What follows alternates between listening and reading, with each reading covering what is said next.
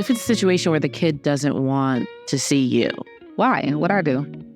Because the mother or the father has been brainwashing them and telling them that you're this horrible person. Oh, well, So the kid is you need to defend yourself. So I'm going to see you.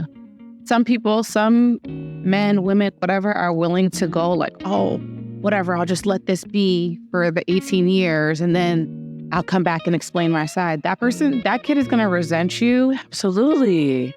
Possibly hate you. You might have no chance of resolving that and fixing that absence. Hey, y'all. Welcome back to Through with a Splash of Tea, podcast where conversation is key. I'm your host, Kath. And I'm T. And let's get right into it. T, what are we talking about today?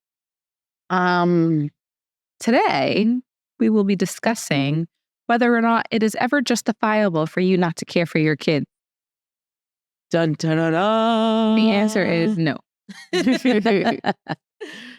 Okay, so on the surface, I think it's fair to say that obviously you should try everything that you can in order to take care of your kids.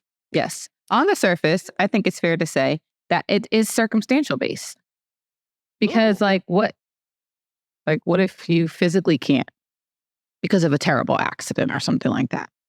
Okay, so let's dive into that. So there are times where it's okay for you to not, then, is what you're saying. Yeah. Okay. But it's like very specific cases.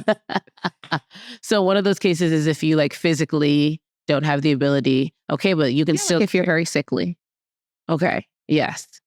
What if one parent is keeping the kid away from another parent? How far should you go in order to be able to see your kid or to be able to take care of your kid, even if it's not seeing them, even financial, there's other ways to support.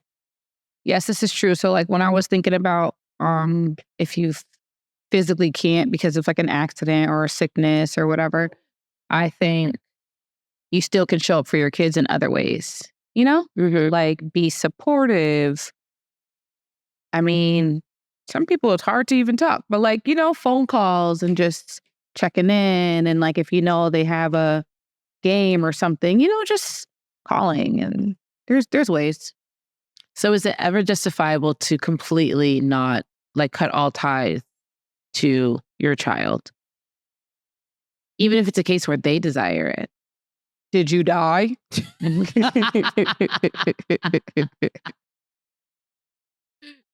Did you die? That might be the only. No, I'm crying. The only way. I know there's some baby mamas that make it so hard that the man gives up. And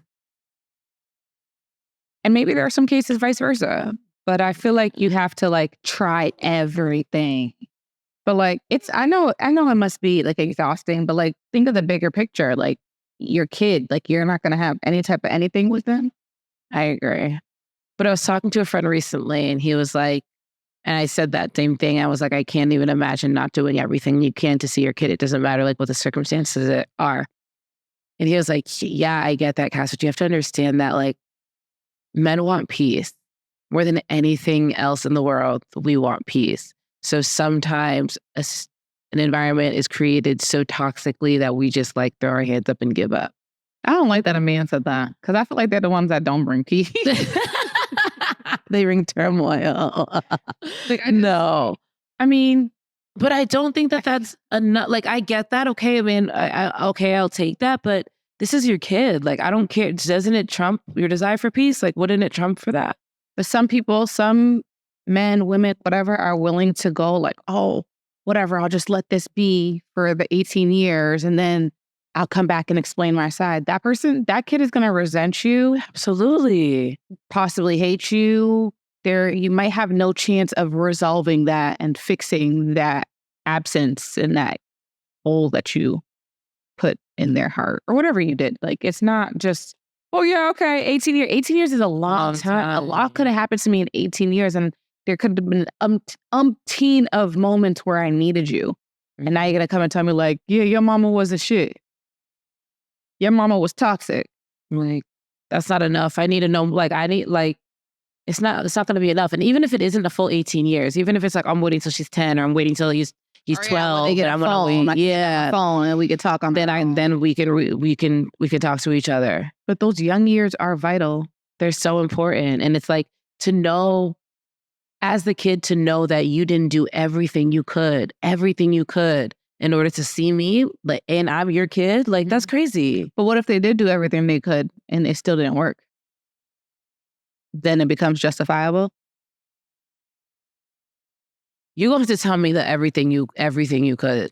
I mean, yeah, what if they have even like court documents and stuff like that? Like, and like text, they kept their receipt, they got text messages and they got FaceTime calls. Yeah, I guess at that point it's justifiable. It's justifiable. Yeah. I feel like some women are so bitter that they would make it like after a relationship doesn't work out. Because I feel like there's a good amount of women that have the baby to keep the man. So if the man walk, then it's like I can use this said baby as now pawn. So it's like you become like a puppet for me. Like you need to do what I say or you're not going to see the kid. So I feel like, yeah, some men do everything in their power. And like even going to the courts, like some guys think like, oh, I kept asking her, I kept calling her for that. No, like some men really be trying to take the legal route and are really putting in effort and it just doesn't work out in their favor for whatever reason. Like, I don't know, the mother must be lying about something because men have rights too. But the courts always are mother-based. Yeah. Are mother-leaning. Mm-hmm. The mom got to be like a legit crackhead, like with the needle in literally hanging out of her arm for them to be like, Dad. Okay, Dad, here you go. Which I think is very messed up. Yeah.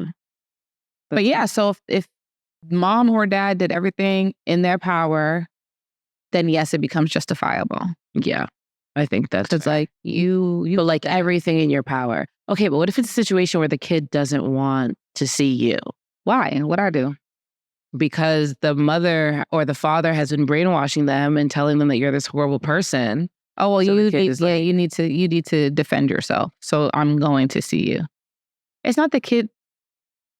It's not really your decision. You're still a kid. Like, right? No?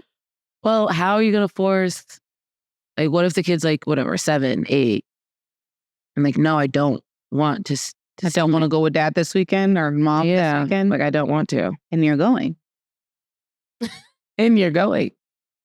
But then it's like, I would say that's where the parent comes in, but the other parent is the reason why this child's like that. Yeah. So that's tough. I really don't know what. Yeah. I don't really, like, I don't know what to say. Because you should be able to speak your piece and have that conversation, but you can't. Yeah.